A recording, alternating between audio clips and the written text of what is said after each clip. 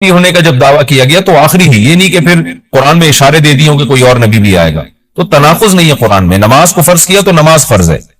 تو یہ جتنے مضامین، پھر اخلاقیات کی جو تعلیم دی وہ تعلیم سیم ہے.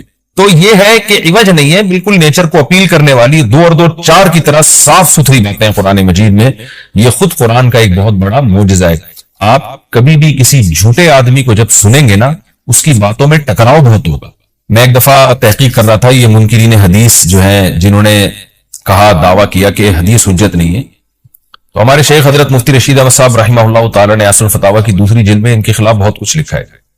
تو اس میں بڑی دلچسپ بات یہ تھی کہ جب یہ منکرین حدیث کا جو بانی ہے نا، پرویز نام تھا اس کا، پورا نام اس وقت ذہن میں نہیں ہے، تو اس کی کتابوں سے حضرت نے تناقض نکالا.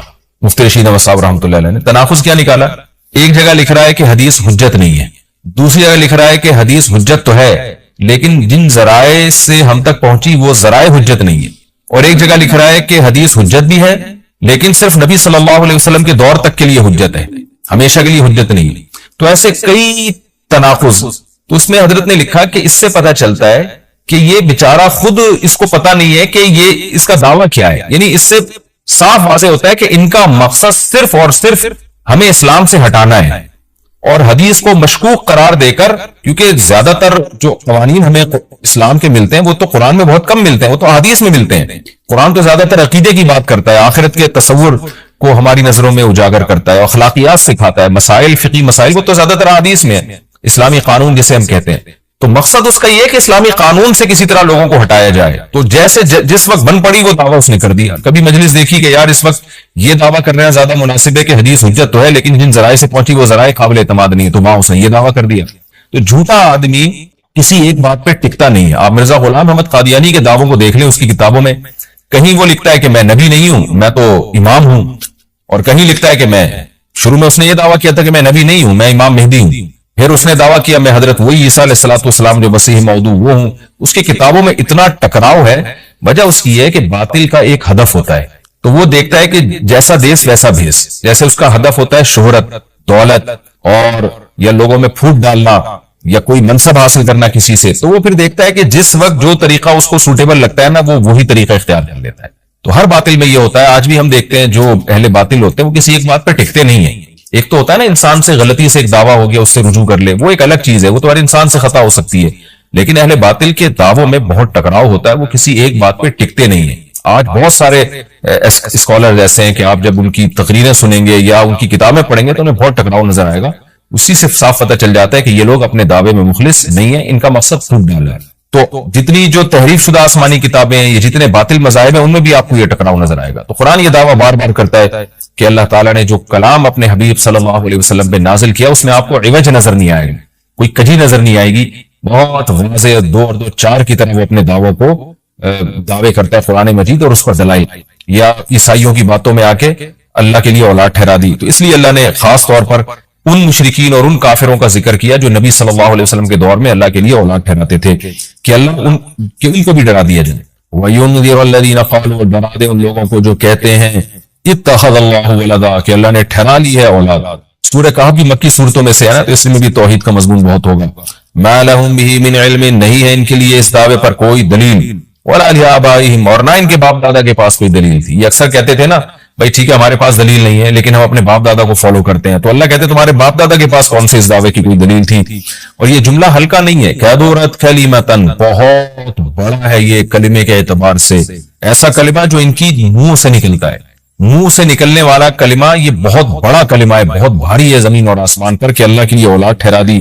اِن یقولون الا کذبا، نہیں بولتے یہ لوگ مگر نرا جھوٹ بولتے ہیں یہ. فلعلک باخع نفسک علی آثارہم، اللہ تعالیٰ اپنے حبیب صلی اللہ علیہ وسلم کو تسلی دے رہے ہیں کہ اتنا سری جھوٹ بولتے ہیں اور آپ کی دعوت اتنی واضح ہے پھر بھی ایمان نہیں لاتے. تو اے نبی کہیں ایسا نہ ہو کہ آپ غم میں اپنی جان ہی نہ ہلاک کر بیٹھیں، کیونکہ رسول اللہ صلی اللہ علیہ وسلم کا دل بہت گھٹتا تھا کہ اتنی واضح بات میں کر رہا ہوں، اتنا میرے دعوے میں اتنی کلیئرٹی ہے، اس کے باوجود یہ مانتے کیوں نہیں ہیں. تو غم سے آپ کا سینہ گھٹتا تھا.